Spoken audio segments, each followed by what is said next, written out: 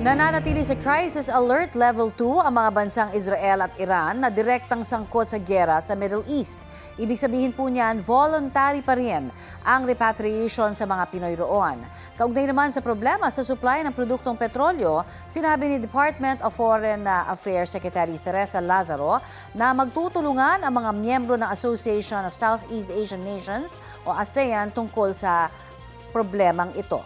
Balitang hatid ni JP Soriano, exclusive.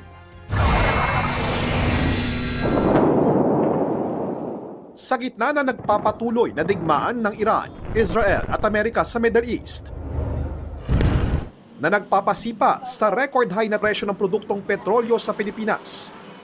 Sa aking one-on-one interview, kinumpirma ni Foreign Affairs Secretary Teresa Lazaro na magtutulungan ngayon ang mga bansang kabilang sa Association of Southeast Asian Nations o ASEAN sa supply ng produktong petrolyo na bahagi ng energy sharing mechanism. Can you tell us more about that, Deputy Secretary? How will that exactly support yung oil and gas demands ng mga members states? May mekanismo na whereby pag bumaba ng 10% yung stockpile ng isang bayan sa ASEAN, any ASEAN member state, then magti-trigger yung emergency measures.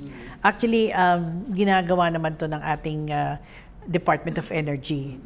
Inaalam na raw ng Pilipinas sa mga bansang kabilang sa ASEAN na may mayamang reserba ng petrolyo na maaaring makatulong sa Pilipinas. Hindi pa tinukoy ang mga bansang ito, pero Brunei at Malaysia ang kilalang may mayamang oil and gas reserve na miyembro ng ASEAN. May ginagawa kaming listahan kung sino yung mga bayan na pwede nating hingan ng tulong para sa dagdagan itong ating emergency measures or stocks sa ating petrolyo na pangangailangan. Meron tayong countries na ina-identify.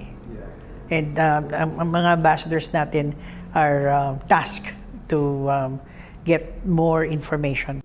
Bukod sa pagtaas ng presyo ng produktong petrolyo, ang isa pa sa pinaka-naapektuhan ng nagpapatuloy na sigalot sa Middle East ay ang mga OFW na nananatili pa rin sa Crisis Alert Level 2 ang Iran at Israel. Ibig sabihin, voluntaryo pa rin ang repatriation o pagpapauwi sa mga Pilipinong nasa Israel at Iran. Iba ng kaisipan namin ngayon kung saan ang mga pwede silang lumabas, ang mga ruta na tinatawag, kagaya ng Iran. Meron tayong 800 Pilipino doon.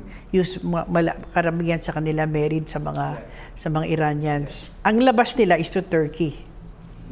So, meron ding mga ganyan mga ruta na iniisip ng ating mga foreign service posts para hindi sila to take care of their safety. Sa aming panayam, saglit kaming lumihis sa isyu ng China at West Philippine Sea. Ito ay matapos i-publish ng Chinese Embassy sa Pilipinas ang isa umanong sulat mula sa isang Filipino diplomat noong 1990s kung saan isinaad daw ng naturang Pilipinong opisyal noon na hindi saklaw ng sovereignty rights ng Pilipinas ang Scarborough Shoal. Tugon dito ni Lazaro. I will totally reject that. Sino naman yung diplomat na yan to say that it's issues such as this, umaakit yan hanggang sa taas, hanggang sa Pangulo yan. So a diplomat cannot just make a statement like that. And just to reiterate, para lang sa kaalaman ng nanonood, ang Scarborough Shoal ay atin. It's part of territory. It's part of our territory. Exactly. And we have our sovereign rights over there. Yun naman nailagay na yan sa arbitral na nasabi niya sa Arbitral Award of 2016. Sa kabila nito, umaasa siyang magpapatuloy ang mga mekanismo para mapag-usapan ng Pilipinas at China ang mga issue sa West Philippine Sea. Kabilang na raw dito ang Bilateral Consultation Mechanism o BCM na inaasahang magaganap sa Beijing, China. JP Soriano, nagbabalita para sa GMA Integrated News.